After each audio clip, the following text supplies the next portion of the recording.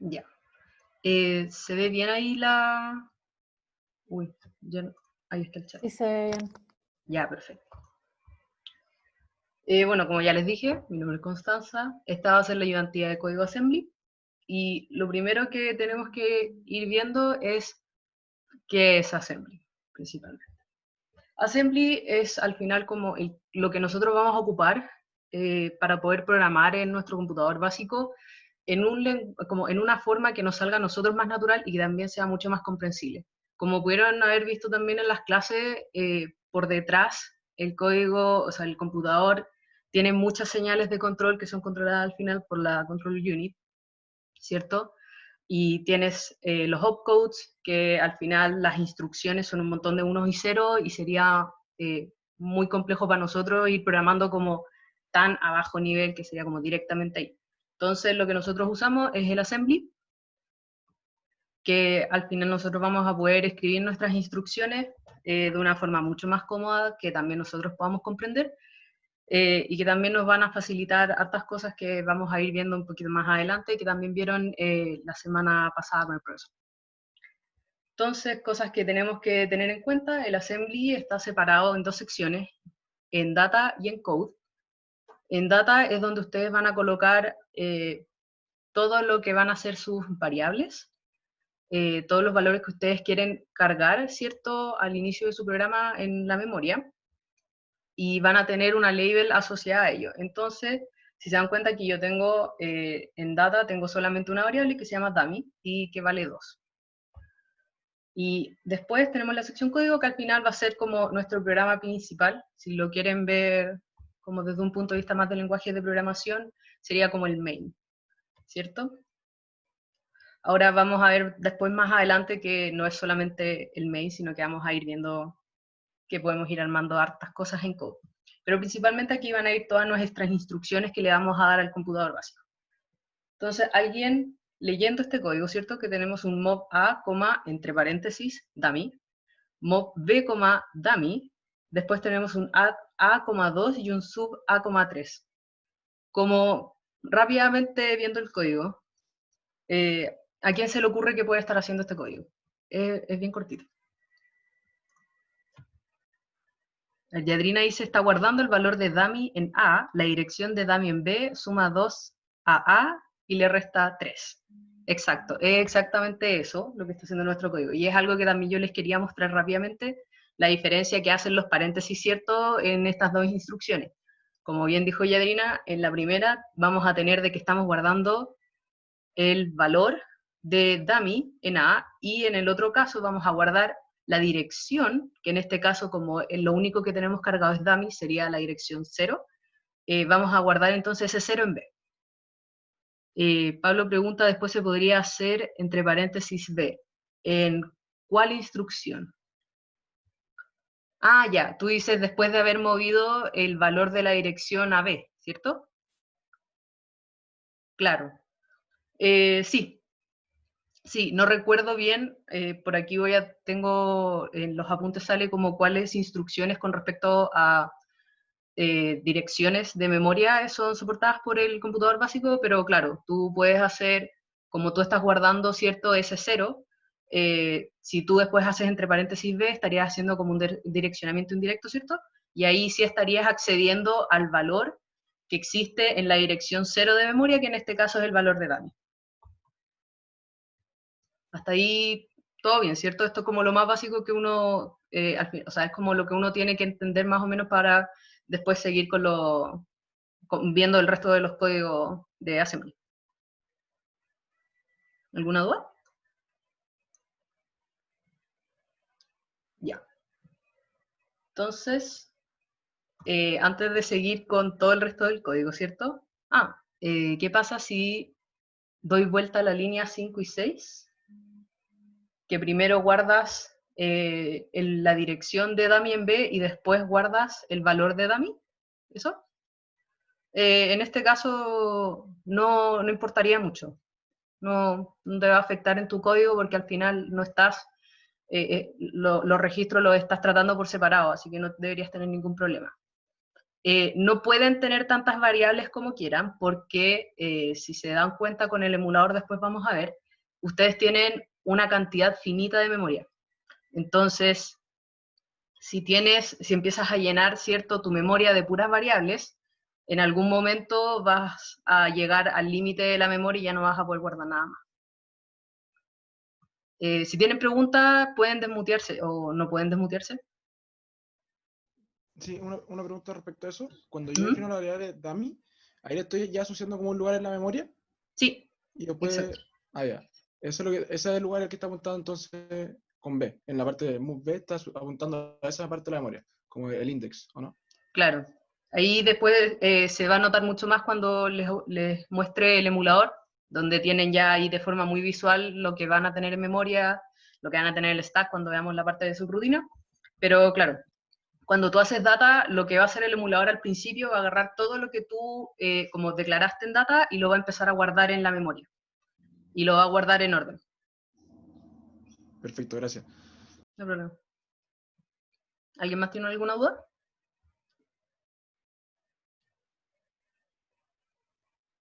Connie, ¿Mm? no, yo solamente quería como complementar que el tema de tener tantas variables como quiera, igual tienen que pensar que acá no estamos viendo exactamente la instrucción, pero al tener el dummy 2, yo tengo una instrucción por detrás que voy a tener que pasarle ese valor al registro y escribir esa variable en la memoria. Entonces también voy llenando mi memoria de instrucciones y por eso entre más variables tenga, estoy quitando instrucciones que yo puedo tener dentro de mi variable de instrucciones, o sea, de mi memoria de instrucciones. Claro, ahí eso van a tener que tener muy en cuenta si es que se empiezan a...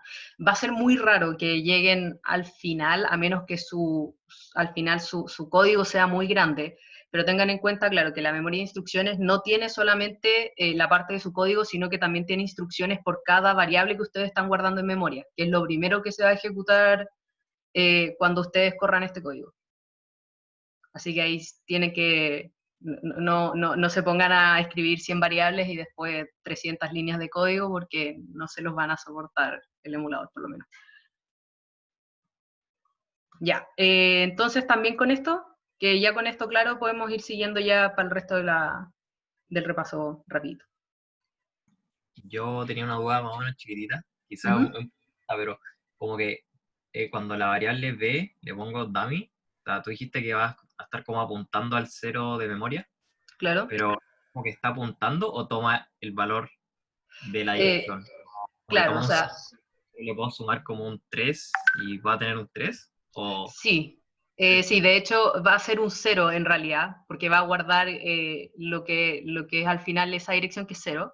Y de hecho cuando ustedes hacen incrementar b, su b ahora va a valer 1. Entonces si después yo hago un direccionamiento indirecto, ¿cierto? El entre paréntesis b, ahora yo no voy a ir a la dirección 0, sino que voy a ir a la dirección 1, ¿cierto? Y Ah, ahí pueden ir viendo que también eso les va a servir mucho, por ejemplo, para los arreglos. bueno, bueno. Entonces literal es como que guarda el index de la variable Ahí. esa que tenía. Claro. Buena, gracias. Ya. Entonces, vamos a seguir a la siguiente parte. Una pregunta muy cortita. Eso que dijiste Dime. de que en B guardaba y te servía para los arreglos, porque ahí estoy guardando como donde iniciaría tu lista, ¿o no? Claro, pueden verlo como cuando ustedes colocan el data, ¿cierto? Ustedes van ahí, a ver, les puedo mostrar un ejemplo que les hice, que se los iba a mostrar un poquito después, pero ya que aquí, por ejemplo, yo tengo en data 5 variables, ¿cierto? Que son 5 elementos de un arreglo. Y mi arreglo es ARR. Y yo aquí lo único que estoy haciendo al inicio de mi código es mover el ARR, ¿cierto?, a B. Pero cuando yo hago eso, yo lo único que estoy haciendo es que me mueve lo que se llama como el puntero, ¿cierto?, de tu arreglo, que va a apuntar al primer índice. En este caso va a apuntar a la dirección en donde está el primer elemento, ¿cierto?, que es 1, y como lo único que tengo en data es el arreglo, va a apuntar a 0. Entonces, si yo, por ejemplo, quiero decir, voy a mover, ¿cierto?, el 2 a la A y después voy a sumar, ¿cierto?, a B le voy a sumar 2, ahora mi B no está apuntando a 0, sino que va a estar apuntando a 2. Y después, si yo hago el direccionamiento indirecto, voy a obtener el valor que es del arreglo, ¿cierto? Que está en el índice 2. Por eso les decía que les sirve para manejarse con los arreglos. Ya, acá, gracias. De nada. Add entre paréntesis B,1. Si mal no recuerdo, eso no está soportado por nuestro computador básico, porque el literal solamente puede entrar al registro B, y si tú estás haciendo el direccionamiento indirecto con lo que tiene el registro B, al final no tienes cómo tener ambas cosas al mismo tiempo. Pero, a ver, en el caso del coma 1 no estaría segura. Ahí tendríamos que revisar los apuntes, porque en el registro A hay un 1, entonces no me acuerdo bien si se podía ocupar o no ese. Pero sí, como dice Antonia, tienen que tener ojo con los paréntesis, como también habían varias issues mencionándolo, que hay varias instrucciones que uno podría decir ya, ok, como que tengo la versión para A, entonces puedo hacer la versión para B, y que no van a estar soportadas en el computador básico por el hecho de que van a tener a veces conflictos con el literal y con lo que ustedes quieren sacar de B, y no van a poder entrar ambas cosas, ¿cierto?, en el mismo ciclo alal.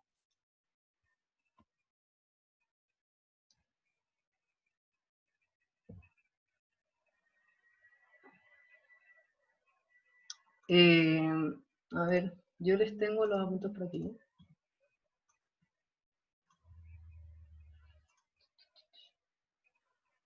Ya, estos son las versiones sin la parte de memoria, porque las instrucciones que tienen que ver con memoria están en otra parte de los apuntes.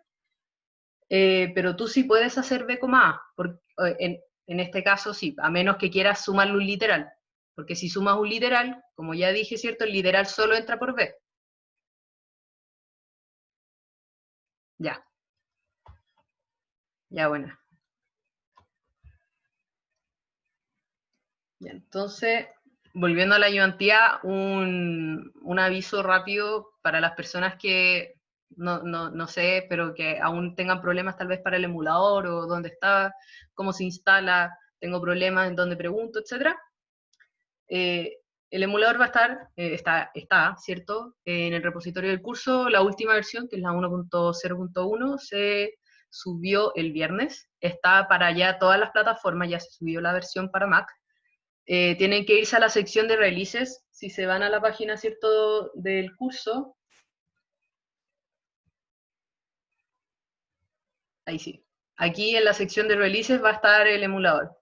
Las instrucciones de instalación del emulador, ¿cierto? Porque aquí como que uno baja y hay .zip y unos .whl, y como que pueden, tal vez no cachan mucho. Si ustedes se van acá a la wiki, van a ver que tienen la parte de instalación y uso del emulador, ¿cierto? Cómo funciona la sección data, cómo funciona la sección code, y aquí también un poco que tiene que ver con el manejo de los datos, la forma en que ustedes tienen que escribir, al final formato, ¿cierto? Como creo que en instalación y uso van a tener cómo se ejecuta, ¿cierto?, en la consola, y si tienen algún problema de instalación, en las issues ¿cierto?, pueden preguntar. Les recomiendo decir como el sistema operativo, ¿cierto?, qué carpetas, ¿cierto?, o qué archivos están intentando correr, o cómo lo están intentando correr, ¿cierto?, para que ojalá no tengan problemas con el emulador.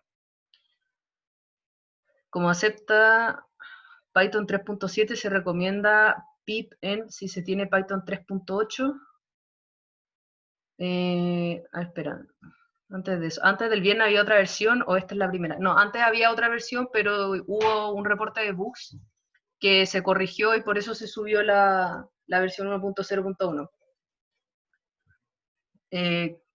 Con respecto que cambia entre las versiones, bueno, eso son principalmente arreglos de bugs que ustedes mismos van reportando, que es como yo les digo acá abajo, ¿cierto? Recuerden que reportar bugs que efectivamente hayan sido bugs, ¿cierto?, en el emulador y que no estén duplicados, tienen posibilidad de ganar décimas. La cantidad de décimas ya va a depender de nosotros, ¿cierto? Pero décimas por reportar bugs, porque al final esto lo hemos estado haciendo lo ha estado desarrollando un ayudante en un transcurso de tiempo muy corto, entonces pueden que hayan bugs que nosotros no hayamos podido testear y que encuentren ustedes, así que un poco de incentivo, ¿cierto?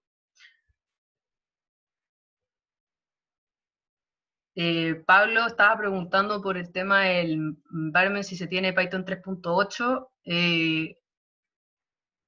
Yo ocupo, o sea, para correr esto, yo ocupo Conda, principalmente para tener distintos environments, ¿cierto? Con distintos Python. No he tenido problema. ¿Dónde se instala main.pw? Ya, el main.pw es lo que tienen que ejecutar en la consola. De hecho, miren, aquí yo tengo corriendo el emulador, ¿cierto? Que es este. En la consola, aquí, bueno, estoy con Conda, ¿cierto? Si cierro el emulador. Y me pesca todo ahí. Esta es lo que tú tienes que hacer al final es bajarte los archivos que están en el zip, ¿cierto? Tienen que, si no habían bajado nunca el emulador, tienen que instalar el WHL, que son creo que las librerías, y después lo que tienen que hacer es correrlo así, Python espacio main.pw. Y si yo corro esto, ¿cierto?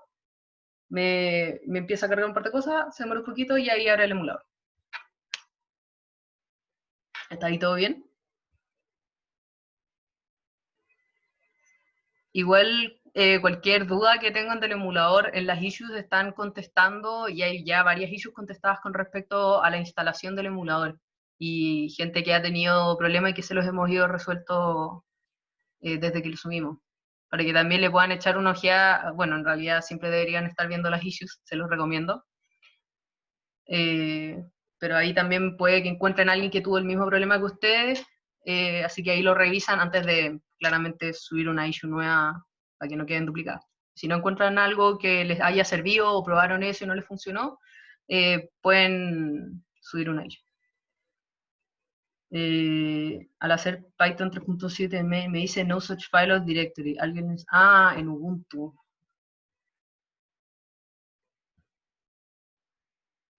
Sí, eso también me suena a que tal vez lo estás intentando correr desde otra carpeta.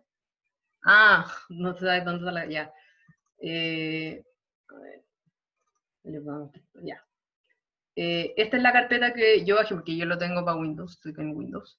Y la carpeta tiene todos estos archivos. Y aquí va a estar el main.py. Ustedes tienen que estar parados en esta carpeta, ¿cierto? En la carpeta donde tienen todos esos archivos para poder correrlo. Sí, recuerden instalar pip pyqt 5 para poder correrlo porque eso es lo que hace la interfaz. O si no, no les va a abrir nada probablemente.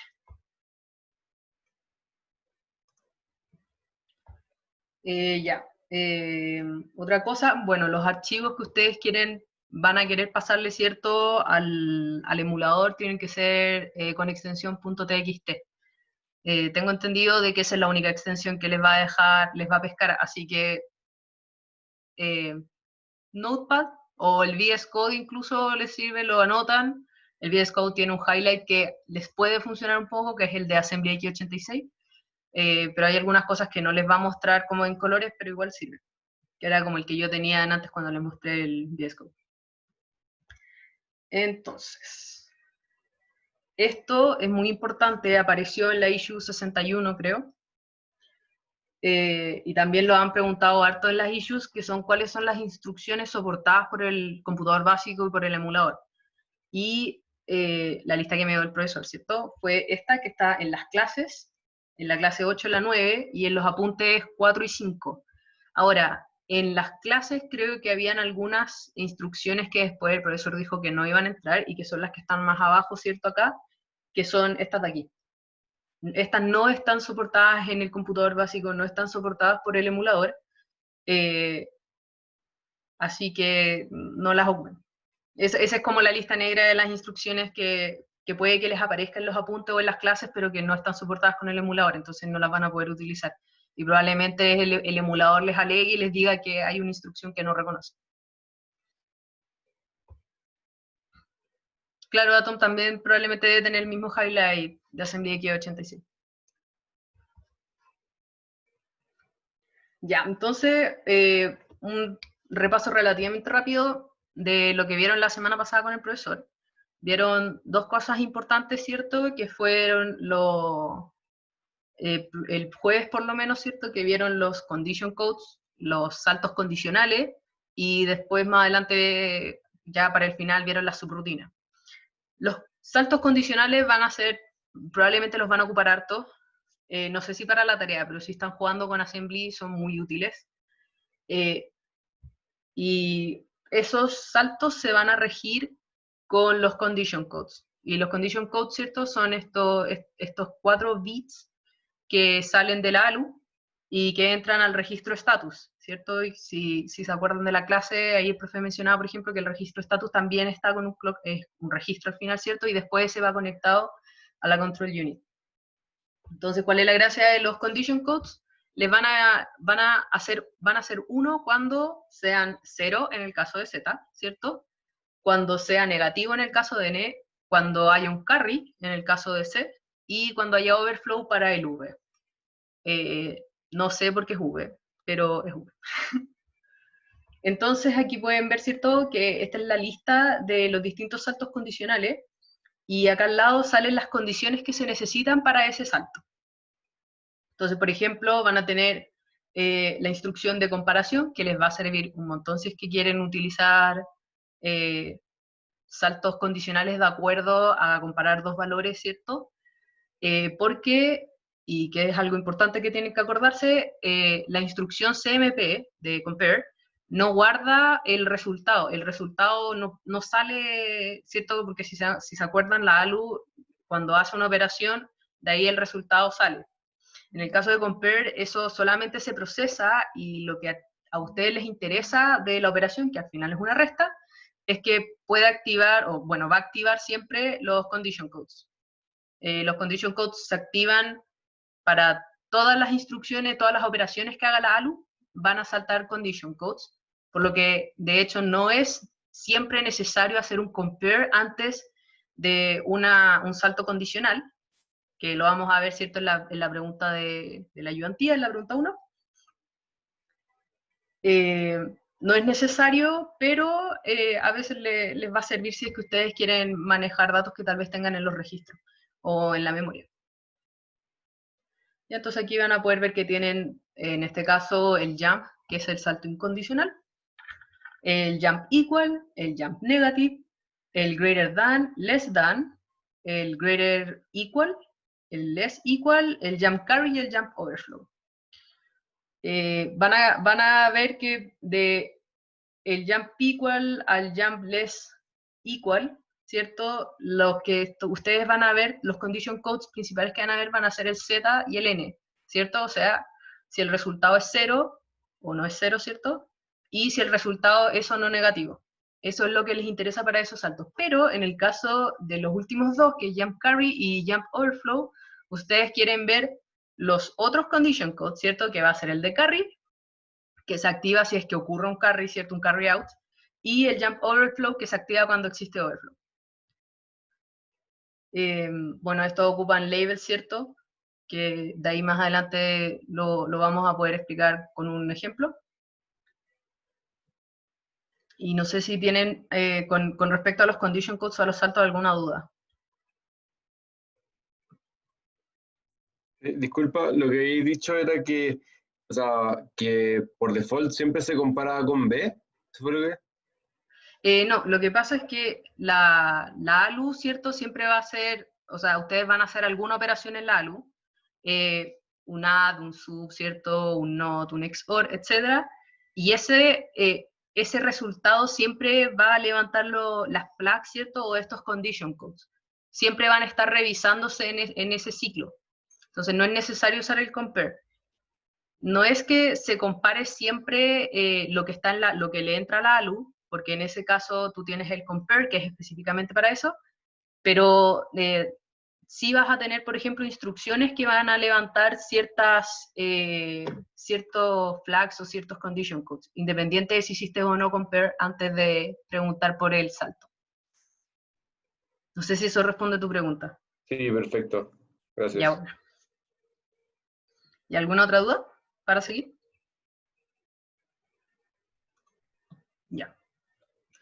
sigamos entonces. Lo otro que vieron el jueves, ¿cierto? Fueron las subrutinas que les van a ser increíblemente útiles. Creo que no les entra para la tarea. ¿Cuál es la diferencia entre condition code y saltos condicionales? El condition code son bits que van a entrar a tu registro status, y esos siempre están. Tú siempre vas a tener estos como flags. Véanlo como banderitas que se van levantando, ¿cierto? Cada vez que tú operas utilizas la ALU al final. En cambio, los saltos condicionales es como una pregunta. Tú estás preguntando, ¿cierto?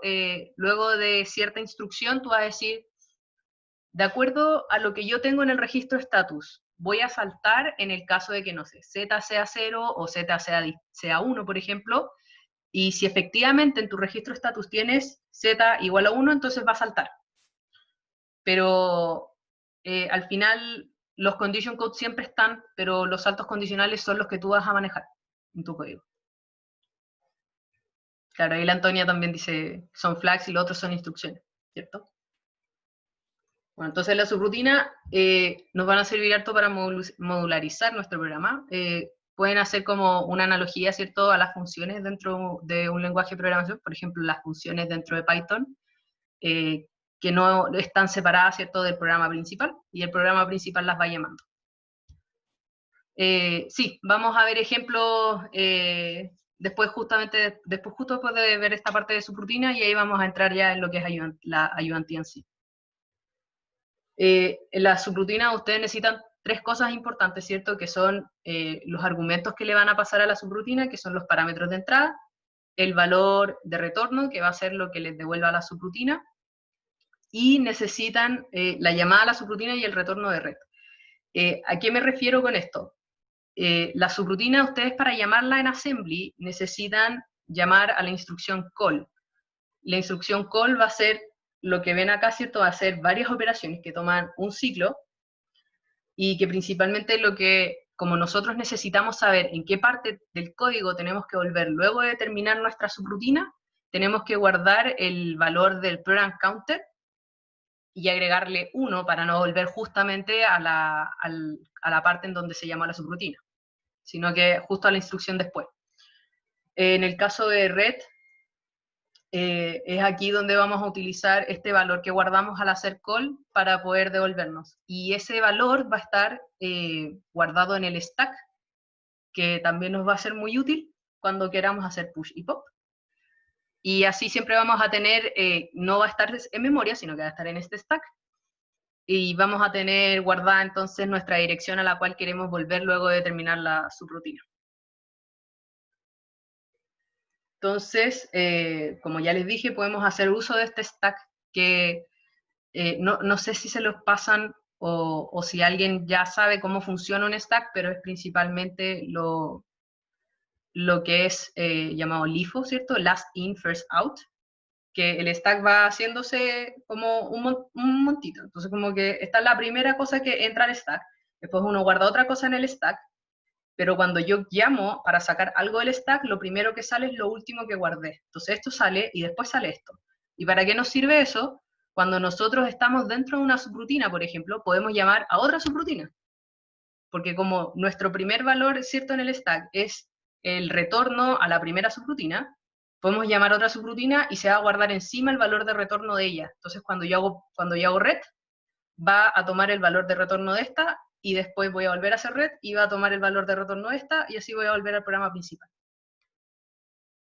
El stack está a salvo, no lo podemos modificar por accidente. ¿Tú te refieres así como de la forma en que nosotros modificamos los valores en la memoria? No, en ese caso no deberían poder entrar a modificar las cosas del stack. No hay instrucciones, a ver... No deberían haber instrucciones que te hagan eso. Porque al final eso como que estaría modificando, y Antonia, si estoy diciendo algo que no recuerdo bien, si estoy diciendo algo ahí tú me puedes corregir. Ahí lo que más te importa de los valores, ¿cierto?, del stack pointer, que va a apuntar, ¿cierto?, al próximo valor o sea, al valor que tú tienes guardado de último. Eso es lo único que se mueve. Se agota la memoria. Sí, tú puedes, O sea, con memoria supongo que te refieres al stack. El stack sí puede agotarse, también es finito. Y de hecho eso era lo que mencionaba el profesor, ¿cierto? Que es un stack overflow, claro. Y ahí es donde, en C cuando uno programa en C, si uno no tiene cuidado, es muy típico que te pase eso. Porque ahí tú trabajas directamente. Dime. No, lo único era que el tema de como modificar por accidente te puede pasar como cuando uno de repente no como considera bien o no es ordenado en el tema de ir volviendo al valor como que uno quiere volver del program counter, como que no sé si es que uno realmente podría como modificar así, pero sí te podría pasar que uno podría perder los valores o podría como sobreescribir en el mismo lugar donde yo ya tenía guardado un valor. O sea, por ese sentido como que aprenderse que las cosas van como de a pares, es como cuando uno Sí. programa que pone como el primer paréntesis, poner al tiro el segundo, para que no se le olviden como ir manteniendo ordenado como cuando sumo uno y cuando vuelvo para atrás. Claro, eso lo tienen que tener muy en cuenta si es que van a utilizar, o si es que en algún momento quieren jugar con el emulador y usar su rutina.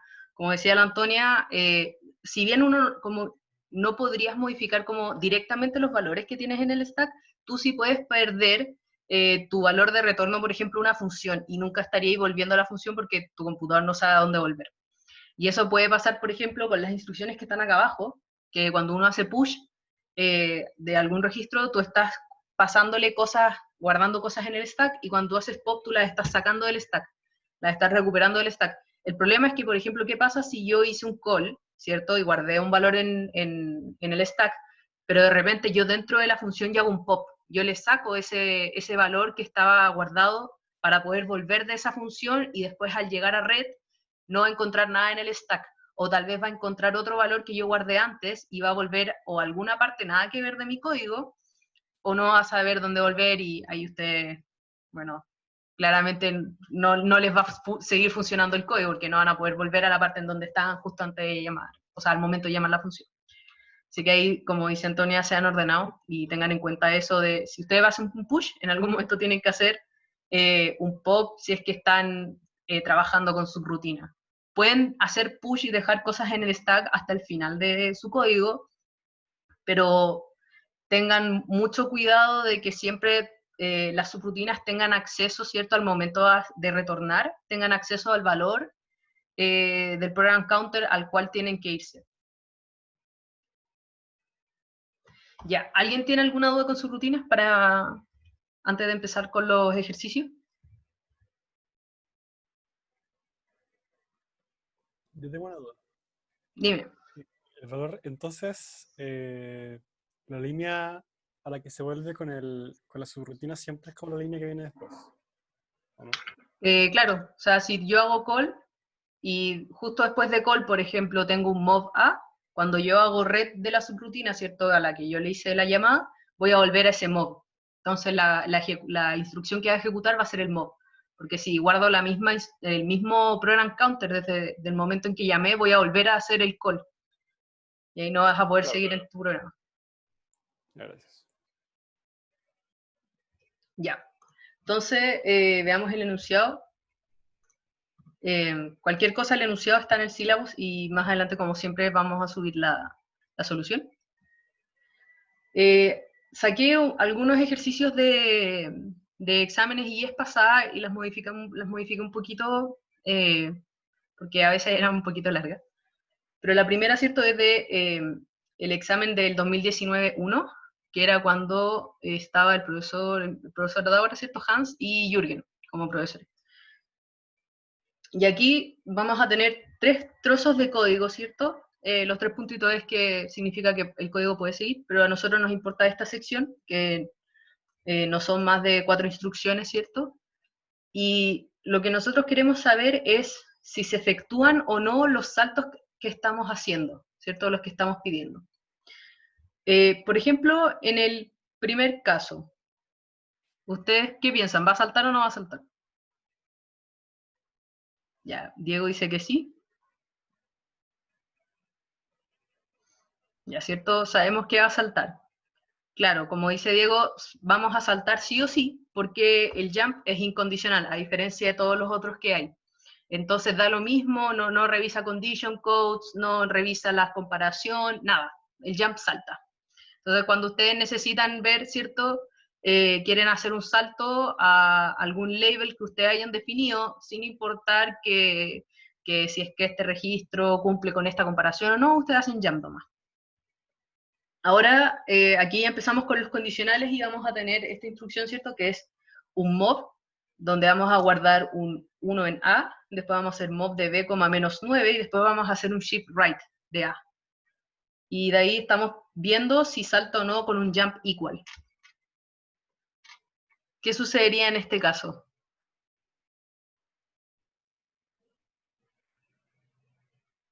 A ver si alguien...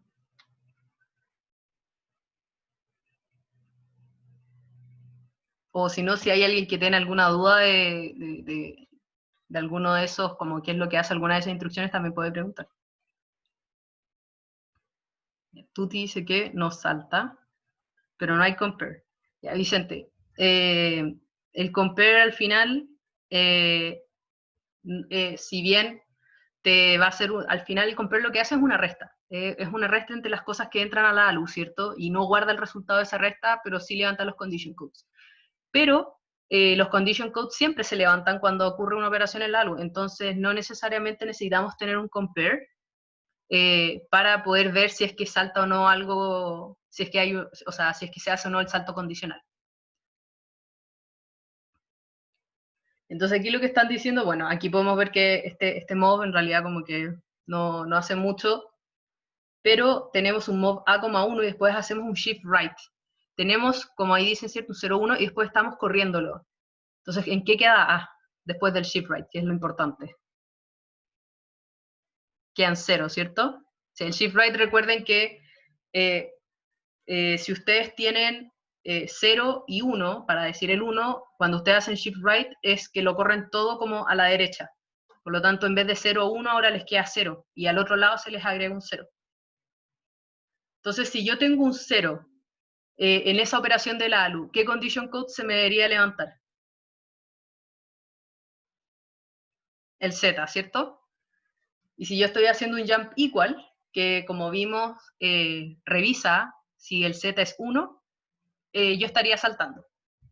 Y ahí podemos ver que no es necesario tener, no, al revés, Ignacio, Z es 1, o sea, Z es de 0, y si el resultado, o bueno, lo que haya hecho la ALU, da 0, entonces se levanta el condition code. Entonces, 0, si Z es 0, significa que tu resultado no es 0. ¿Sí? Es raro, pero véanlo como que Z es un bit nomás. Claro, es como un sí y un no. Entonces 0 es no y el 1 va a ser que sí, efectivamente es un 0. ¿Se entendió ahí? Ya, ¿alguien preguntaba por qué se levanta Z? Claro, se levanta porque aquí tú hiciste, justo antes de hacer el jump equal, la operación anterior que está haciendo la ALU es un shift right, y el resultado de ese shift right es que sale un 0. Entonces, como sale un 0, se levanta el condition code de 0, ¿cierto? Que es Z, y lo va a igualar a 1. Y como Z es igual a 1, el jump equal, como no revisa los resultados del ALU, solamente revisa lo que lo que tiene el status, y el status tiene un 7 igual a 1, dice, entonces puedo saltar. Y entonces con el 3, vamos a tener aquí un mob A,5, ¿cierto? Nuestro registro A va a tener un 5. Jump, NE es jump, sí, es jump not equal. ¿De dónde están saliendo los ceros? ¿Cuáles ceros? Claro, Ignacio, no es necesario hacer un compare para usar saltos condicionales. Esa es lo entretenido. Al final, como ustedes siempre, por cada operación que va a hacer la ALU, ustedes van a guardar en su registro status estos condition codes, no es necesario hacer el compare. El compare ahora te te ayuda porque por detrás el compare hace una resta, ¿cierto? Si tú haces un compare A, B, hace A menos B.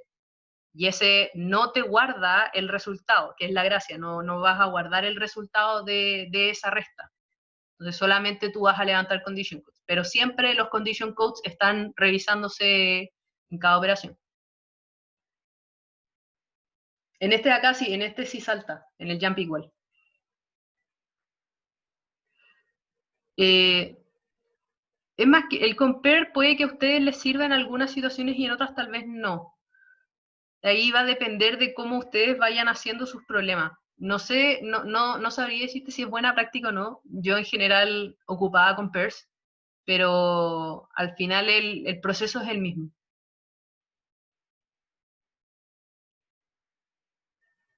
¿Qué pasaría con el condition code si es que eliminamos la línea shift right A, A? Estaría solamente en B, menos 9, y eso sería, eso creo que debería levantar el condition code de negativo.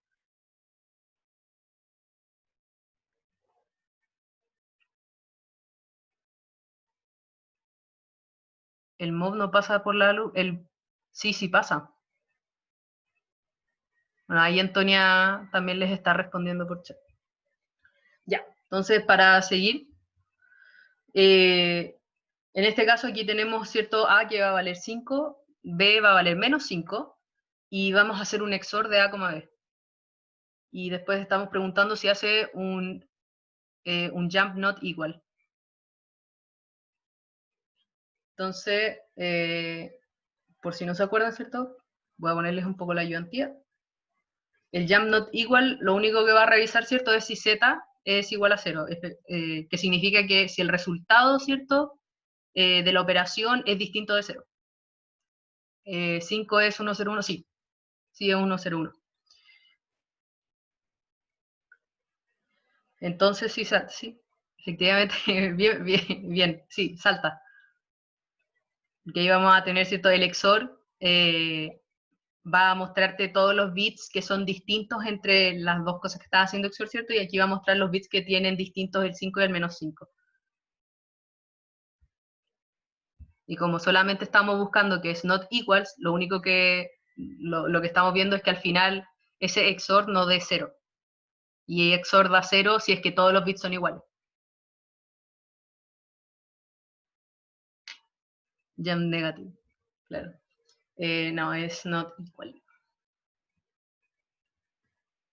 Entonces, a ver cómo hago mov A,3, significa que estoy guardando como puntero de A el número 3, o estoy guardando el mov A,3, ya, el mov A,3 estás guardando el literal 3, ¿cierto? En A. Ahora, eso te puede servir para ambos propósitos que estás diciendo, ¿cierto? Porque después si tú quieres acceder a la memoria 3, tú puedes pasarle ese 3, ¿cierto?, que tienes en A y se lo pasas a B para hacer el direccionamiento indirecto.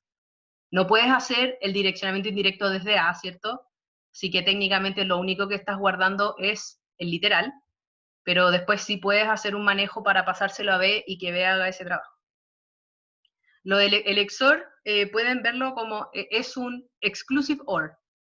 Entonces vale 1 si es que los bits son distintos y vale 0 si es que los bits son iguales. Ya, entonces siguiendo con el 4, vamos a tener mov A,7, después vamos a hacer un B, menos 2, vamos a incrementar B, y después vamos a hacer un jump less than. Entonces vamos a tener 7, B, menos 2, vamos a incrementar B, y vamos a tener B, menos 1. Y el less than, ¿cierto? Si vemos aquí, me va a buscar el n igual 1.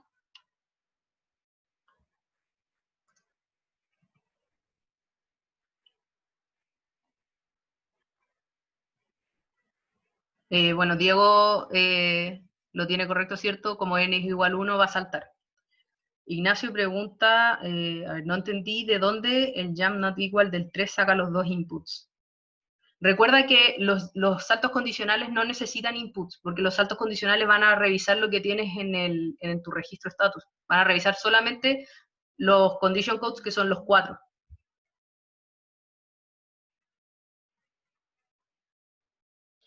Ya, aquí están los últimos dos que son los que son un poquito más complejos, ¿cierto? Que es el jump carry y el jump overflow. Entonces en el 5 tenemos jump A,12 y sub A,12.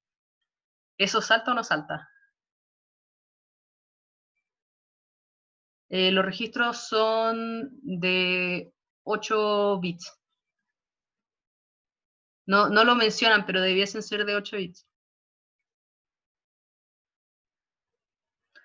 El 4 saltaba, sí, el 4 salta porque se activa el n igual a 1.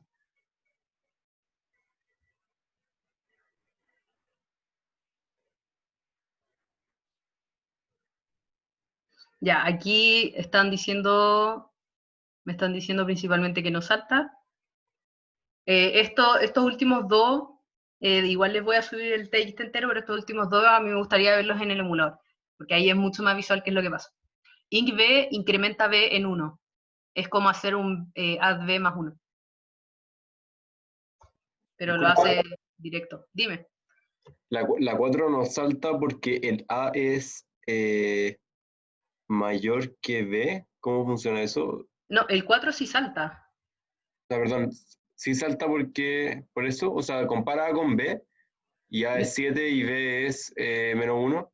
Ya. ¿Cómo funciona? Eso me refiero.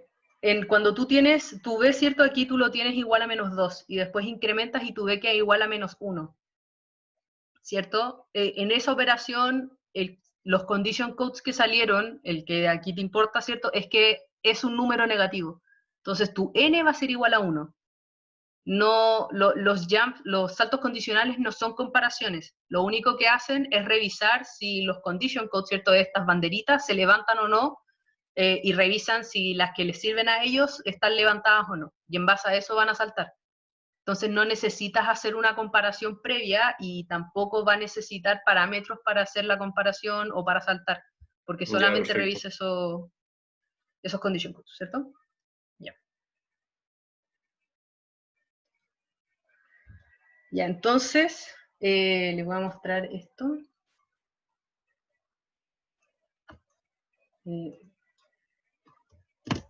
El 3, el 4, ya, aquí está el 5. Ups.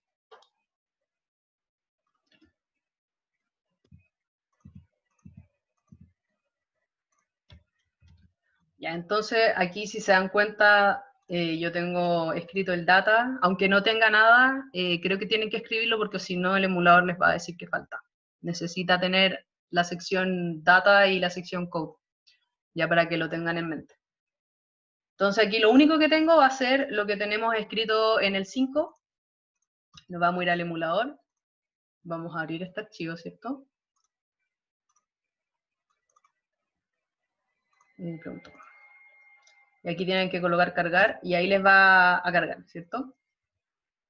Entonces, como pueden ver, ¿cierto? La primera instrucción es mob A,12 y si hacemos siguiente, aquí vamos a tener que en nuestro registro se guardó efectivamente el 12. Los valores de acá parten, los valores de los registros A y B son cualquier número, así que no se asusten si no parten en 0. Y ahí yo voy a hacer el sub A,1, que sería como 12 menos 1, ¿cierto? Y ahí me dio 11, pero fíjense en mis condition codes. Me apareció el carry. ¿Alguien se le ocurre por qué me salió el carry? Bueno, y si hago segunda instrucción, ¿cierto? Voy a saltar.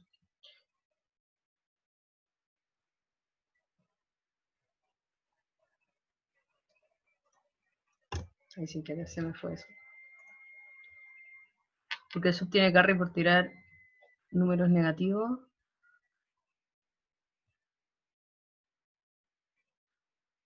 No te entiendo bien. El sub tiene carry por tirar números negativos. Sí, pues. Es como lo que dice Pablo. Al final, cuando tú haces sub, tú haces cierto una resta. Entonces tú tienes un menos 1.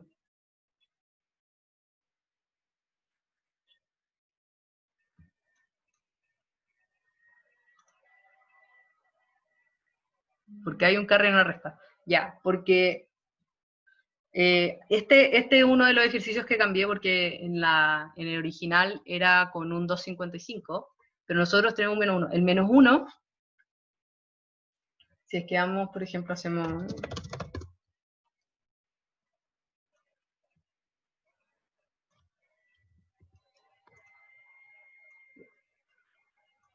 Este es el menos 1 en complemento a 2. Entonces yo estoy sumando al final 255, estoy haciendo 12 más 255 en esa resta.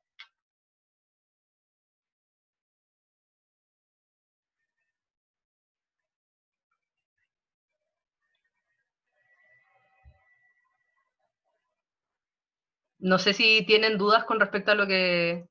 Ya. El sub, ¿cierto? Como lo tenemos acá, lo que hace es que hace que A va a ser A menos lit, ¿cierto? A menos el literal. Y aquí yo estoy haciendo A menos 1. Menos 1, siempre que hay sub hay carry... No, no necesariamente. De hecho, creo que lo puedo... Lo que pasa es que el menos 1 va a ser... El menos 1 es 2,55 cuando uno ve el complemento a 2.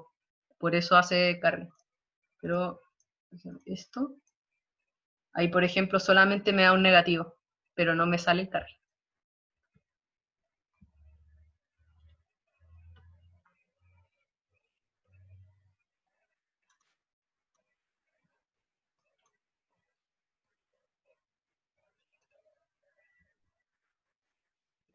Ese es un ejemplo en donde no hay overflow, pero hay carry, entonces. Claro. Como ver cuando hay carry. Ya, eso, Antonia, ¿lo puedes explicar tú? Aprovechando que tú habías hecho esa ayudantía. Sí, obvio. Ya, cuando yo quiero ver si es que hay un carry en una operación, como que, o sea, como uno acá en el emulador es súper fácil porque te dice cuánto hay, como que uno ve el condition code, pero si uno lo hiciera como a mano, uno va sumando como bit a bit o haciendo la operación bit a bit, y al final lo que te va a pasar es que uno tiene que tener como claro que, no sé, pues en este caso el registro tiene para 8 bits. Entonces, una vez que uno tiene como delimitados esos 8 bits, si es que el noveno bit es un 1, yo voy a tener un carry ahí, ¿cachai? Como que me estoy pasando de mi cantidad de bits como delimitados por mi arquitectura.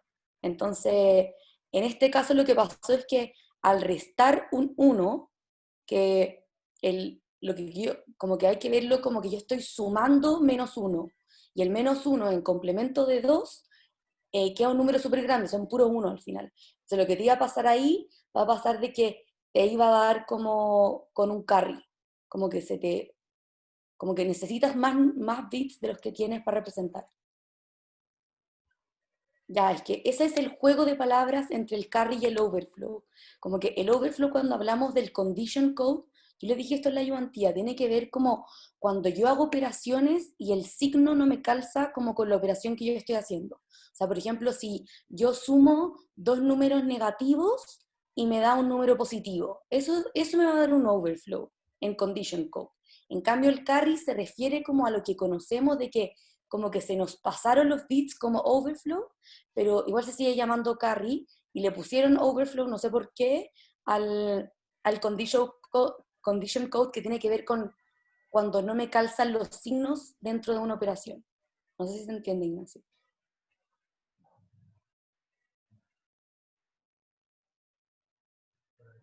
Que al final tienen que fijarse. El overflow tiene características como particulares, y son lo que habían visto con Antonia, ¿cierto?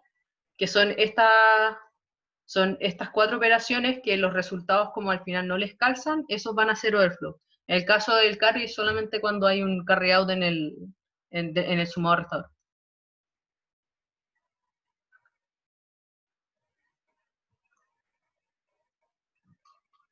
Ya. De hecho, acá el último, ¿cierto? Vamos a tener que va a ser un mob A,127, y de ahí vamos a sumarle 127 a A. Y ahí están haciendo un jump overflow. Entonces, aquí yo ya lo tengo cargado. Y ahí yo tengo un 127, lo voy a sumar 127, ¿y qué me pasó en el A? Si salta B, claro, si es que ocurrió el jump overflow, ¿cierto? Significa que el condition code de overflow, que es V, estaba en 1. De hecho, aquí podemos ver de que cuando nosotros le sumamos a, que ya valía 127, le sumamos 127, me dio menos 2. Y ahí vamos a tener un caso en donde la suma de dos números positivos me dio uno negativo. Y ahí tú ya sabes que es un overflow.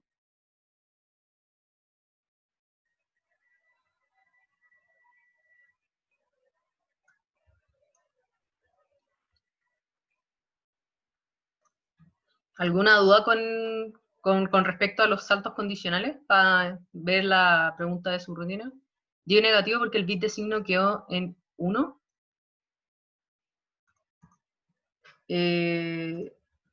¿Tú te refieres aquí? No entiendo cómo da negativo. Ah, ya, míralo. Ya. Que más fácil lo vamos a ver aquí mismo. Este es nuestro 127, ¿cierto? Bueno, el complemento es eso. Y le estamos volviendo a sumar 127.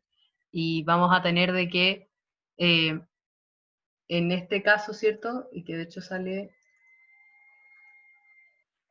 acá. Que, bueno, de hecho aquí también tienen ejemplos con el 127.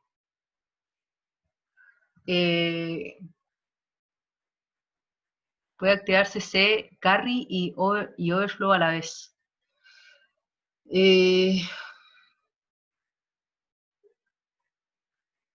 No sabría decirte que sí o que no. Me suena a que no. No sé, Antonia, si tú te acuerdas de esa parte. Sí que puede ser carry y overflow a la vez. No me acuerdo cómo particularmente ahora, pero creo que debe ser una cosa como súper particular, como que no creo. ¿Cachai? Como me tiene que ver como un ejemplo.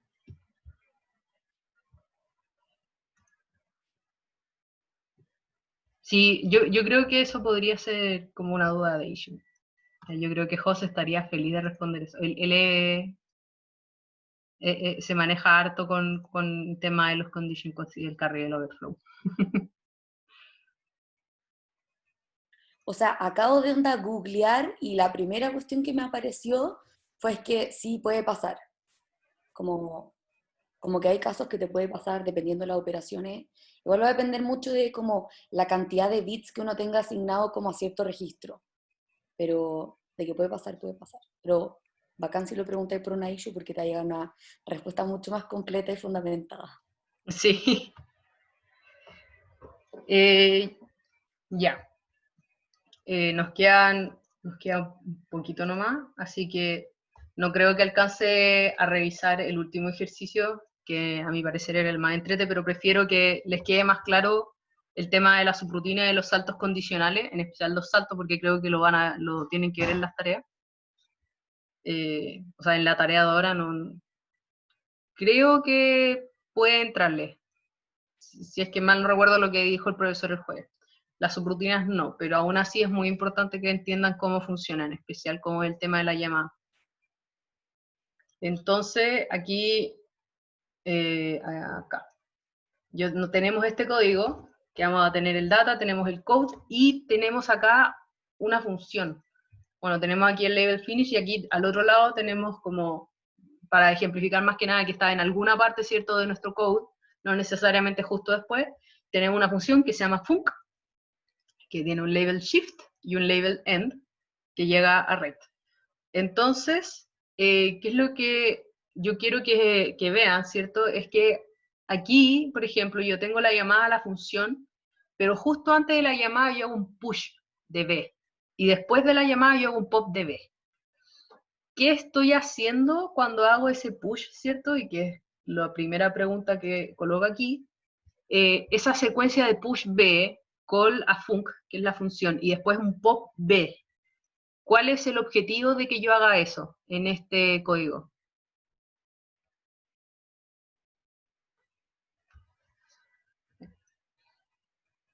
Claro, como dice Pablo, es recuperar el valor de B original. Entonces, de esa forma, cuando yo esté dentro de mi función, si es que se dan cuenta en la función, aquí no lo puedo colocar en la misma página, pero si es que se dan cuenta, aquí yo hago uso de B, del registro B. Entonces, si yo no hago el push de B y después le hago pop, lo que voy a estar haciendo es pasar, ¿cierto?, a la función, voy a cambiar lo que había en B y después cuando me devuelva, yo ya no sé lo que tenía antes de llamar a la función. Entonces yo lo que hago es que le hago push y le paso el valor que tenía B, se lo paso al stack, después hago call y encima de ese valor que yo guardé está el valor de retorno de esa función, ¿cierto? Que va a ser este program counter más 1, y yo hago todo lo que tengo que hacer con mi función, me devuelvo, y después yo hago pop y saco, como recupero, ¿cierto?, este valor que tenía D antes de hacer la función. Ahora, ¿qué pasa? Una pregunta. Ahí Dime. dentro de la función B tiene el mismo valor que antes que el B que se sacó en el push o tiene como otro valor. ¿En dónde? ¿Aquí cuando entra la función? Cuando entra la función, cuando no se hace move A, B, ese B, ese valor está entrando al mismo valor que tiene push B. Sí, es el mismo. Sí, Ah, al final lo que hace push es que te hace, puedes verlo como que toma lo que, no sé, B tiene 3 y decir, ok, va un 3 al stack. Pero B no pierde, el registro B no pierde su valor, sigue teniendo el mismo valor como guardado en el registro. ya, gracias. Claro, Diego. De hecho, la segunda parte de esa pregunta es, ¿cuál es el efecto de que no hay un push A y un pop B, o un pop A que diga? Y es lo que tú dices, que se cambia el valor de A y yo ya perdí el valor de A que tenía antes de llamar a la función. Entonces, Pregunta, ¿Mm? cuando hago pop B, significa que B va a volver a su valor antiguo que tenía guardado en el stack. Ya, sí y no. Lo que sucede es que cuando yo hago pop B, en realidad lo que yo estoy haciendo es hacer pop del stack. El stack no sabe qué estoy sacando. Yo tampoco sé qué estoy sacando. Yo estoy sacando lo de más arriba del stack y ahora se lo estoy pasando al registro B. De hecho, una forma de hacer un swap, ¿cierto?, de los valores de los registros a través del stack es decirle que haga push de B, que va a estar acá push de A, pero después cuando yo hago pop de B, entonces mi valor que era lo que tenía A, se lo estoy pasando a B y después yo hago pop de A. Entonces mi valor de B ahora va a estar en A. Y como que das vuelta los valores. E igual puede ser un poquito como enredado, pero al final lo que hace pop es simplemente sacar lo último que tienes en tu stack y el A o el B depende a qué registro se lo vas a entregar.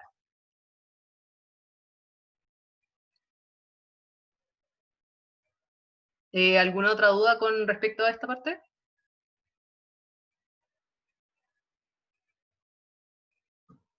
Ya.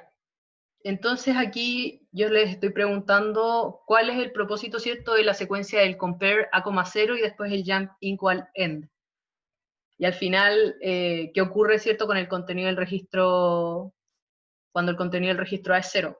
Entonces, si nosotros vamos acá, el compare lo tenemos aquí dentro de nuestra función y hacemos un mov A, B, que era lo que tenía B, en este caso es un 2, y después hago un compare A,0, esta es la primera pasada, ¿cierto? Y después hago un jump equal end. Entonces lo que yo estoy haciendo es, estoy comparando lo que yo tengo en el registro A, ¿cierto?, con 0, y que sabemos que por detrás el compare es una resta, entonces ya estoy haciendo A menos 0, y yo estoy preguntando por el jump equal. Y como vimos en la primera pregunta, el jump equal lo único que revisa es el condition code Z. Entonces la única forma en que ese condition code sea 1, ¿cierto?, que nuestro bit sea 1 en vez de 0, es que efectivamente esa resta resulte en un 0. Y la única forma en que esa resta resulte en un 0 es que A sea 0, ¿cierto?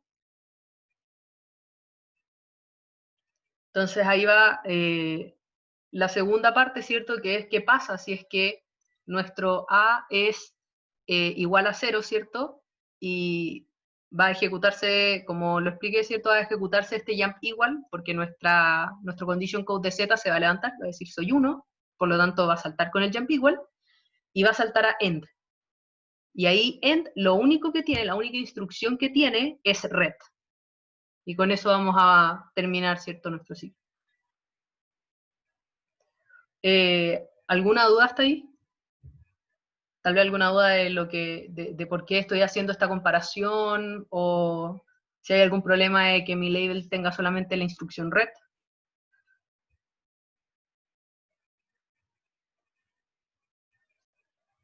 ¿Ninguna duda? Ya. Yo tengo una duda de los saltos. Al final, Dime. cuando hacemos saltos, ¿no tenemos que especificar a qué línea volvemos? Porque antes, al principio, te he dicho algo como que uno tenía que como indicar que volvía a la siguiente línea, o eso lo hace como por detrás, como sin preocuparnos. Ya, lo que pasa es que los saltos, si te das cuenta, todos los saltos tienen estas etiquetas, estas labels que están junto con la instrucción. Entonces, lo único que hace el salto es que te busca esa etiqueta, que al final esa etiqueta está asociada con una instrucción, y te dice, ok, salta esta instrucción. Lo que yo me refería era cuando uno está viendo las subrutinas. En las subrutinas, cuando tú haces call, tú lo único que le estás diciendo es a qué función tiene que ir, pero no tiene idea, una vez que se mueve, ¿cierto?, esta función, que puede estar en cualquier parte del código, no tiene idea qué parte de tu código principal tiene que volver. Y por eso tú tienes que guardar ese valor +1, ¿cierto?, para estar justo en la instrucción después de tu llamada, para poder volver sin problema, y que es lo que nosotros vamos a guardar en el stack. Pero, o sea, eso no lo hemos hecho, entonces. O sea, nosotros lo tenemos que hacer manualmente. O sea, el red no me devuelve a la línea siguiente, entonces. No. Cuando tú haces call, lo que hace por detrás call va a ser guardarte el valor de tu program counter, ¿cierto?, +1, te lo va a guardar en el stack. Que es de hecho una de las gracias de por qué nosotros estamos usando código assembly. En vez de tú tener que manualmente escribir todas esas instrucciones, lo que tú estás haciendo acá es que al momento de decir call, por detrás se van a ejecutar hartas cosas, y dentro de ellas va a ser guardarte, ¿cierto?, el valor del program counter. Y después, cuando tú hagas toda la función, ¿cierto?, al momento de hacer red va a ser pop del stack, y va a tomar este valor que tú guardaste para cambiárselo en el program counter, y así volver a la instrucción que tú quieres, a la que quiere ir, que es la que va justo después de la llamada. Perfecto. Y si no hubiera hecho pop B, entonces hubiera tenido problema. Ya, en este caso no tendrías problemas, porque como el stack es, siempre saca lo de más arriba, lo primero que tú guardaste, o sea, lo primero que está en tu stack, ¿cierto?, es el valor de B, y después tú guardaste tu valor de retorno. Entonces tú no tienes problema después cuando vas a tener que hacer el ret, ¿cierto? En la función, lo primero que vas a tener encima del stack va a ser tu valor de retorno. Entonces, si tú no haces pop B, te vas a quedar con el B en tu stack, nada más. Ya, perfecto. Entonces me importa el orden también ahí, po. No es que sean como dos stacks distintos, es siempre estar en un stack todo. Claro. Sí, en la parte en donde ustedes tienen que ser cuidadosos es cuando, en especial, cuando vayan a hacer llamadas a subrutinas dentro de sus subrutinas. Porque ahí sí van a tener muchos valores de retorno que van a estar stackeados en un orden específico, que es el orden al final de como el nesteo de sus subrutinas, y si a ustedes se les olvida hacer algún pop de un push que hicieron entre medio, algún valor de retorno no les va a retornar a la dirección que ustedes quieren, porque va a estar sacando este valor que ustedes pusieron en el stack, pero nunca sacaron.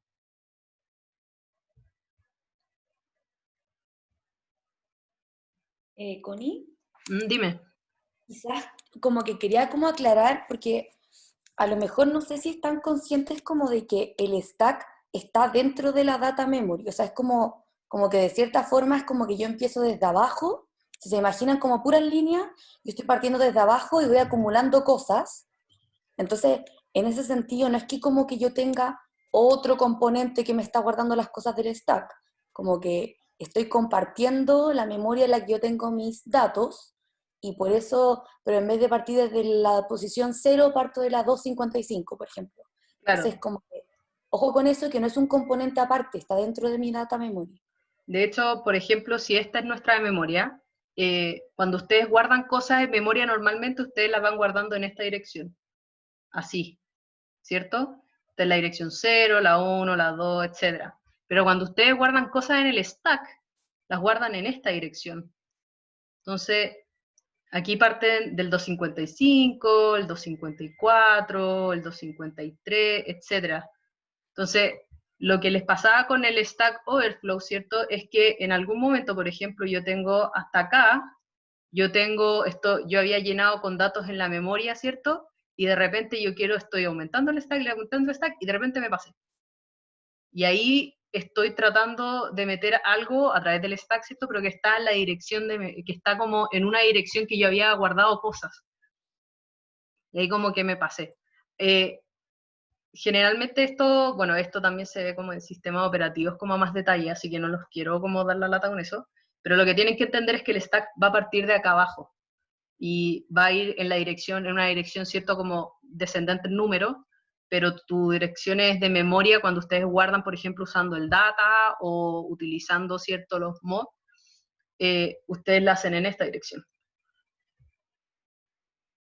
Y al final es toda una memoria compartida de datos. Ignacio, levantaste la mano. Entonces, cuando yo hago push, los datos se guardan en el abajo, ¿no? Claro, cuando ustedes hacen push, están pasándolo al stack y están tirándolo desde aquí. Entonces, como que mi primer push va a guardar el dato acá, el segundo lo va a guardar acá, el tercero lo va a guardar acá, y voy a ir así hasta arriba. Entonces yo podría, en vez de hacer push, como simplemente asignar como ese dato que está al final, ¿no? ¿Cómo? O sea, en vez de hacer push, yo también podría como asignar a esa dirección de memoria, por ejemplo, 255. Tú es como, por ejemplo, no sé, hacer un mob Sí, un mob a la de dirección un, literal. claro, como un mob 255. al 255. Sí, Sí, eso te lo debería permitir, pero tienes que tener en cuenta que si en algún momento haces un push, va a sobreescribirte eso, porque cuando tú haces push, claro. automáticamente te lo va a empezar a colocar desde la parte de abajo. O sea, al final yo creo que sirve mucho entender cómo, cuando ustedes hablan del program counter, que es un registro que parte inicializado en 0 y que va automáticamente sumando uno, etcétera, como que acá el stack pointer, que también es un registro, parte inicializado en 255, y a medida que yo voy llamándolo, por ejemplo, cuando yo hago call, yo voy bajando voy bajando el número, parte ya en 255, después estoy en 254, si yo hago un push tengo 253, etcétera, y ahí después cuando yo hago pop voy a volver a subir, y cuando yo hago red vuelvo a subir. Entonces en ese sentido, como que claro, lo que decía la Connie, como que te va a permitir hacerlo y lo vaya a poder guardar, pero en el momento en que yo llame a un call o que yo llame cualquier cosa que tenga que ver con el stack pointer, se va a sobreescribir ese dato. Claro, en el emulador no lo he probado, así que no estoy segura si este emulador, porque cuando yo hice el curso yo usé otro emulador, que es el que cambiaron por este nuevo. Entonces, en ese emulador generalmente te tiraba hartos warnings. Pero en este no he probado, por ejemplo, tratar de hacer un mob a una dirección que como que correspondería a la parte del stack y después llevan el stack. Entonces no sé si te lo considera parte del stack o no, porque en este caso, por ejemplo, si aquí vemos la instrucción, aquí, por ejemplo, se van a dar cuenta de que me guardó este valor del call, ¿cierto?, en la dirección 255, y te lo muestra todo junto. En cambio, en el emulador que yo usé, te lo mostraba separado. Pero podemos probarlo como al tiro. Isabel levantó la mano. Hola, ¿se escucha? Sí, se escucha. Es que es una pregunta sobre algo que sale en los apuntes de Salto y subrutina. No sé si puedes ir a esa... Es la página Yes. 4. De los saltos... Programabilidad. Aquí, saltos y subrutinas, página 4. Acá. Sí, esa tabla que ahí implementa esa subrutina que tiene mult, esa... Ya, la de acá. Hace un B,5 en un add B,5. Eso está mal. No, o sea, nuestro emulador no no soporta esa operación. No, no lo debería soportar. Ya, es que Sí, ahí tienen que tener, sí, ahí hay que tener un poco más de ojo porque estos apuntes son de como el 2012, 2013, y hemos ido cambiando, en especial con el emulador nuevo, hemos ido cambiando como qué instrucciones pueden soportar, se puede soportar en el computador básico y se pueden soportar en el emulador. Entonces, puede que hayan algunas como estas de que salen los apuntes, pero no van a ser soportadas. Creo que el profesor ya le subió los apuntes actualizados con la lista de instrucciones soportadas.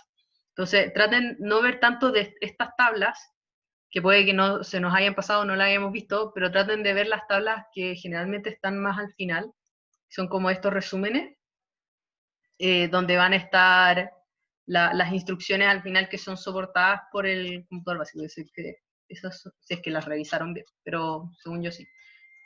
ya, gracias. De nada.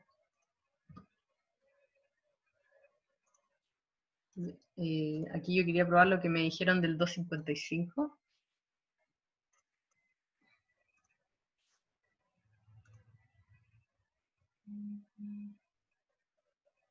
Que no me apareció, o no, no lo guardé.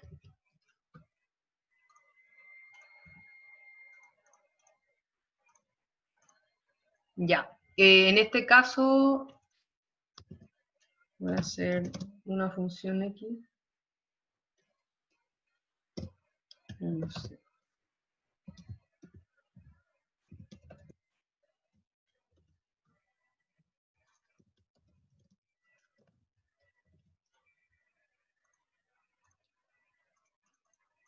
Ya, ahí tenemos guardado, ¿cierto?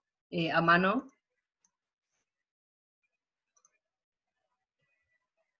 No, sí, esto debería... Claro. Y esto no me está terminando.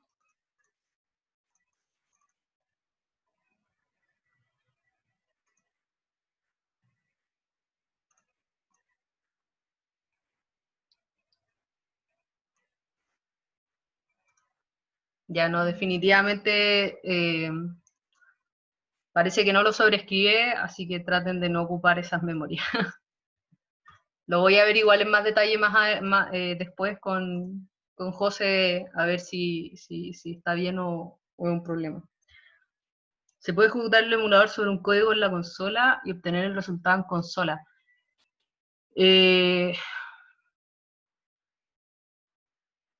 No sabría decirte porque no sé cómo funciona por detrás esto. Si quieres lo puedes preguntar en una issue. Porque yo sé que a ustedes les pasan el emulador y ahí ustedes como a manito pueden pasarlo. Pero no sé si por consola se puede hacer. Ya, estamos en el tiempo. Lamentablemente no les pude mostrar la última pregunta, que era la pregunta de mi I.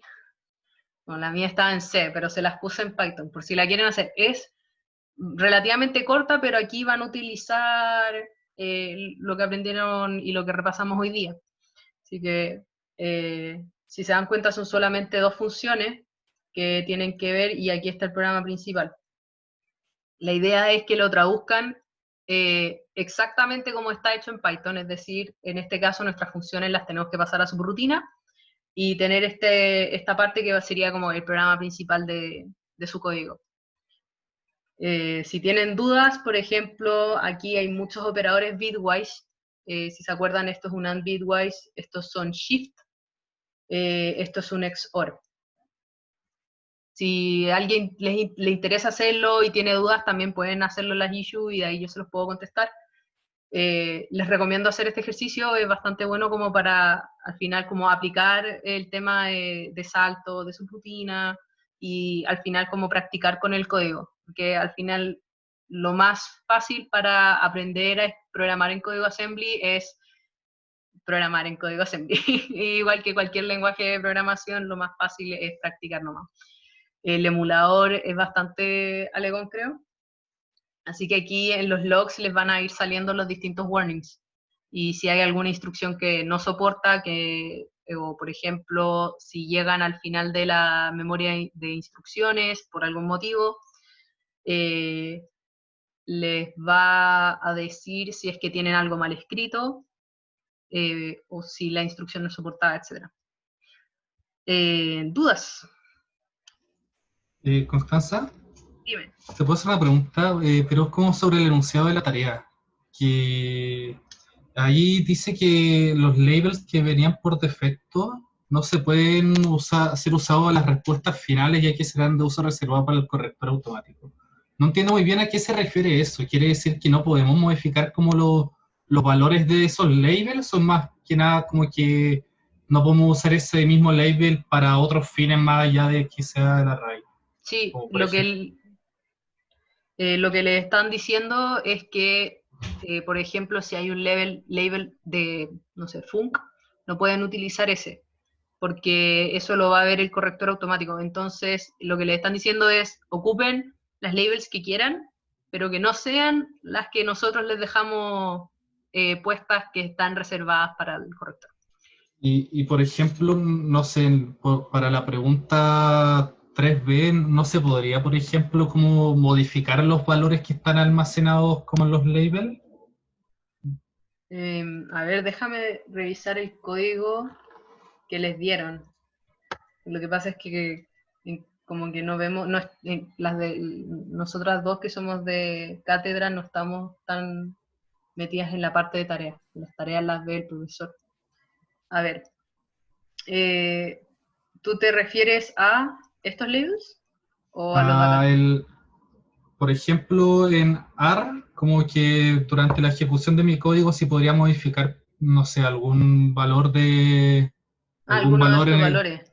claro, O sea, lo puedes hacer para testear, supongo. Pero a ver qué, aquí les dicen, esto es encontrar la mediana, ¿no?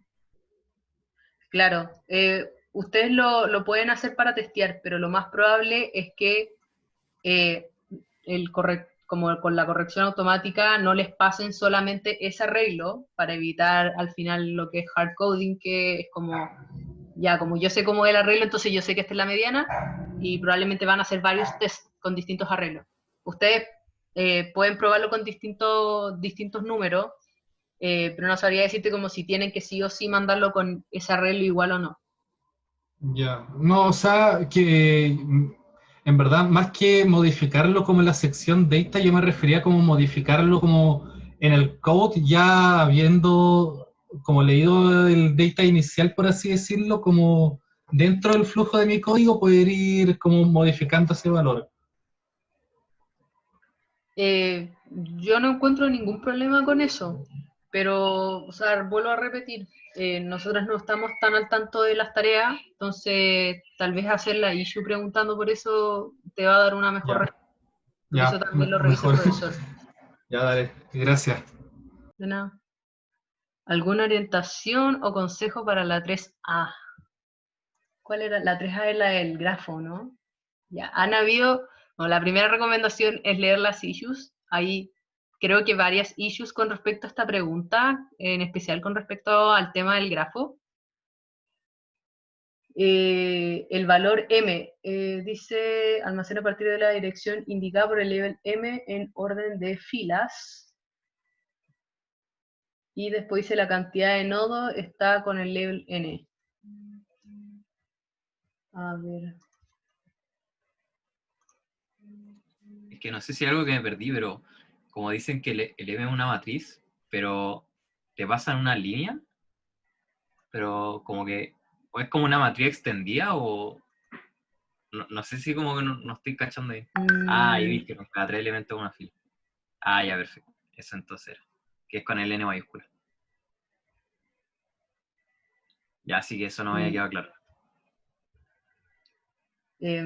A mí no me queda claro, que no me acuerdo. Yo leí la tarea, pero no recuerdo.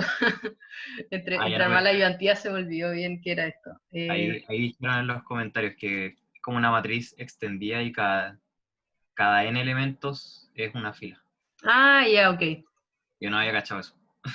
Ya. Gracias, compadre.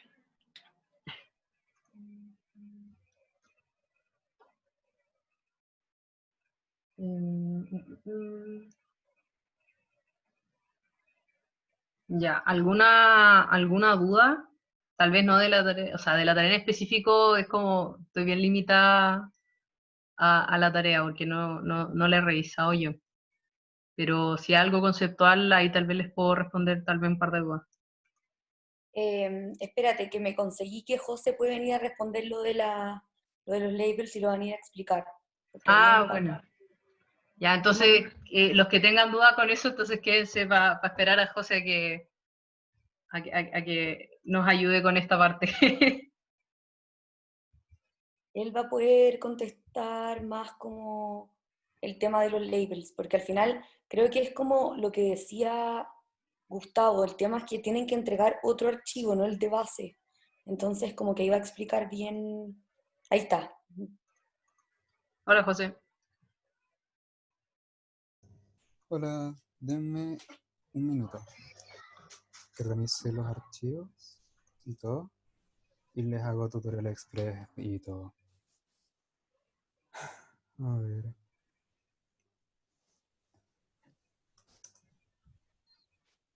¿Necesitas compartir pantalla?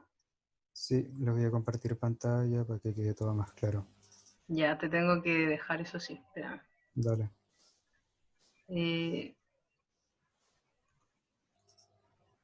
Connie, no sé si te acordás exactamente de la pregunta que nos habían hecho.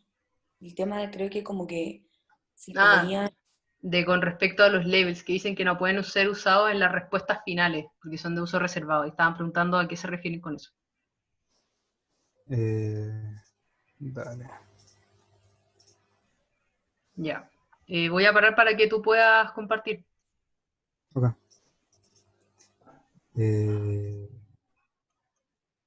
Eso sí. Denme un segundo que termine de cerrar cosas porque voy a compartir la pantalla completa. Voy a cerrar eso por si acaso. Ya. Pantalla, sí. Ya. Aquí tengo mi carpetita con el emulador. Le hago simplemente doble clic porque tengo el main punto. Tengo linkeado que los puntos .py se abran con el launcher. No me abre la consola ni nada.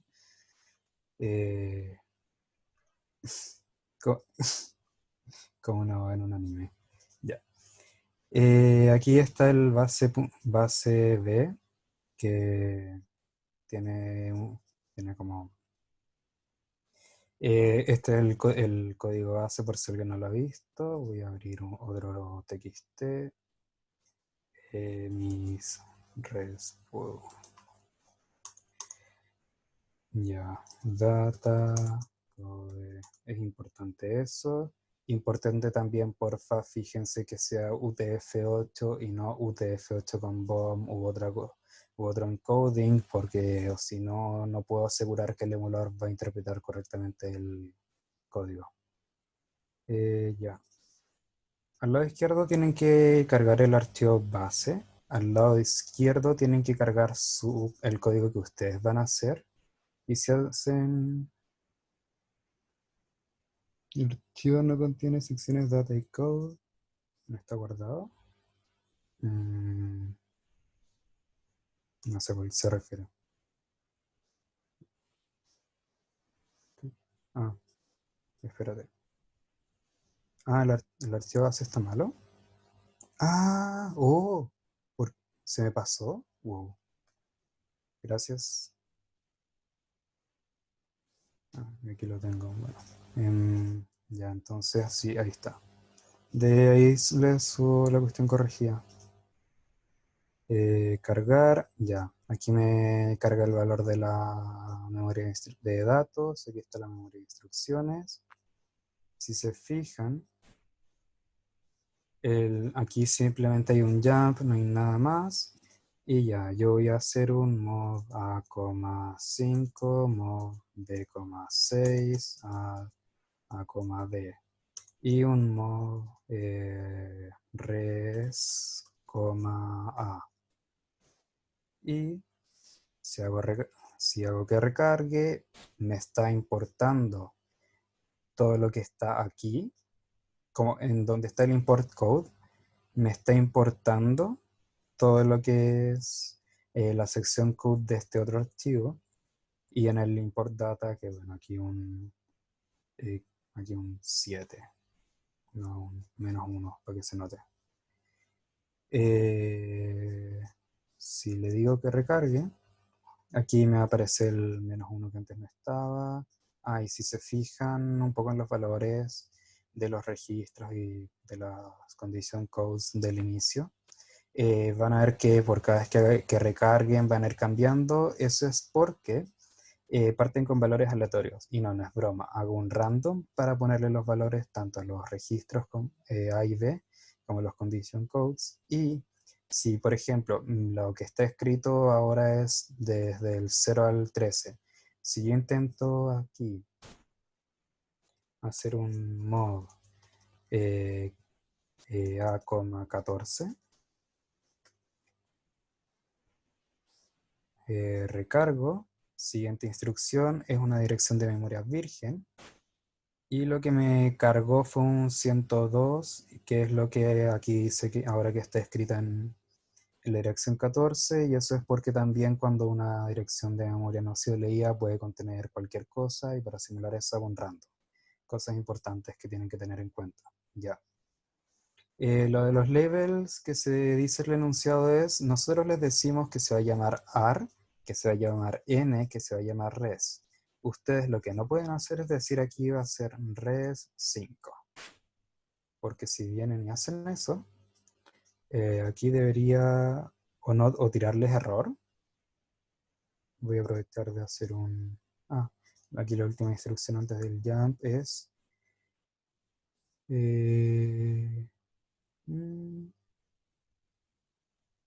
no le está... ya, lo estoy ignorando.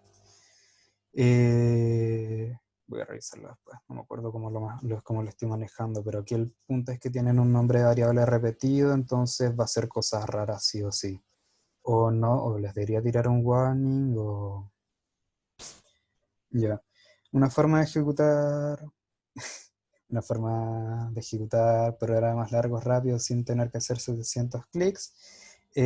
O sea, lo que puedes hacer es venir aquí, vas a abrir el myback.py, con el idle no necesitas nada más potente. Y aquí puedes decir, ¿sabes qué? En vez de 1000 milisegundos va a ser 1. Control S. Y si yo aquí lo que bueno, aquí lo tendría que cerrar. Volver a abrir. Abro el base, abro mis respuestas, lo cargo, inicio y me termina el tiro, porque es de 1 milisegundo por siglo. No hay forma de cambiarlo desde la ventana de momento, o sea, no puedo asegurar, porque yo también estoy con 1000 cosas, no puedo asegurarles que la versión 1.0, que es en la que debería venir ese cambio en interfaz, como para aquí tener un slider o tener botones o cosas de ese estilo, para cambiar la velocidad del clock. No puedo asegurarles que vaya a venir antes del cierre de la tarea, pero en principio es posible que en la tarea 2 siga habiendo alguna pregunta de assembly. No estoy seguro si se vaya a usar el emulador o no, o que se vaya a hacer al final el que hace todo eso el profe. Pero si es que se usa para la tarea 2 o tarea 3 o lo que sea, ahí ya debería estar esa feature, si no para el próximo semestre. Pero usar sus rutinas, ¿cómo se hace? Considerando que en el código base nos dan una super label. Ya. No debí haberlo cerrado. Bueno. Imagina que yo quiero hacer aquí, no sé, una subrutina que X 1 Y2 Z0. Yo voy a hacer una subrutina que lo que va a hacer es agarrar el resultado de X, agarrar el valor de X, el valor de Y, y los va a sumar y los va a meter en Z. Entonces, mi subrutina sería, bueno, si mi subrutina sería un mod A, X, mod B, Y, A, Z, red. Aquí voy a poner un cal mi subrutina. Aquí voy a poner una label a la que soltar y aquí lo primero que voy a hacer es un jump a main. Y aquí, bueno, da un poco lo mismo eso. Voy a quitar este -1. Y voy a reabrir el emulador. Abrir el base, abrir mis respuestas, cargo. Bueno, está con super velocidad, pero si se fijan, aquí estoy haciendo un... Ya, sí, No le perdón. pusiste el label al jump. Eso estaba pensando. Gracias. José, están Está. preguntando para usar subrutinas, ¿cómo se hace considerando que en el código base nos dan una super label? Si te refieres a esta, o sea, si tú lo que tienes que hacer es esto. Esa super label se debería mantener, quizá la borremos. En principio no te sirve, siendo sincero. Pero aquí te estoy poniendo un ejemplo de cómo usar una subrutina. Tú, para evitar que se ejecute ese código, una opción que tienes es poner tu código principal al final, poner tus subrutinas en el medio, y al principio lo único que vas a hacer es saltar a tu main y de ahí se van a ir ejecutando las distintas cosas. Y por ejemplo aquí yo podría hacer un move x, 7 calmi. Ya, probemos este programa. Recargo. Perdón, soy moda, 9.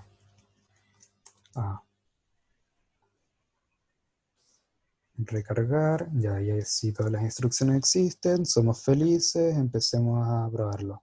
Lo primero que hago es saltar a la dirección 6, donde tengo un call, que es este de aquí. Esto lo puedo activar un poco así. Ya. Después pasa al mod A, X, y en la siguiente instrucción se fijan que aquí aparece este 1. No es ese 1, es el 3, acá. Ahí aparece ese 1, en la siguiente instrucción aparece el 2. Ahora que tengo cargado en el registro el valor de X, en A el valor de X, en B el valor de Y, lo que voy a hacer es usar la instrucción add y entre paréntesis dir, que lo que hace es agarrar el valor de A, agarrar el valor de B, lo suma y lo guarda en la dirección de memoria que yo quiero. Y si en este momento la dirección de memoria 15 es 0, que es Z, y si hago clic en siguiente instrucción aparece un 3. Ahora va a incrementar el stack pointer que está en 254, que en 255 tiene la dirección de retorno que es 7. Siguiente instrucción, ahora retorna, hago el mod a 9, vuelvo a hacer el llamado, y si se fijan acá, ahora la dirección de retorno es 10, que es lo que pasa, lo que se hace en el momento de hacer este call.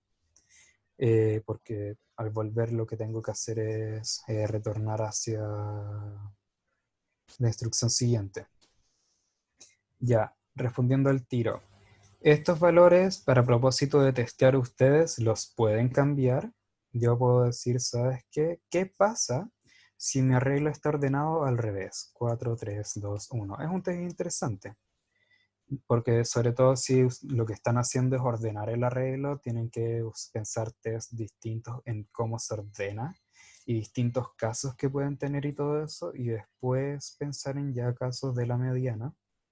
Hay formas de hacer la pregunta 3D sin ordenar.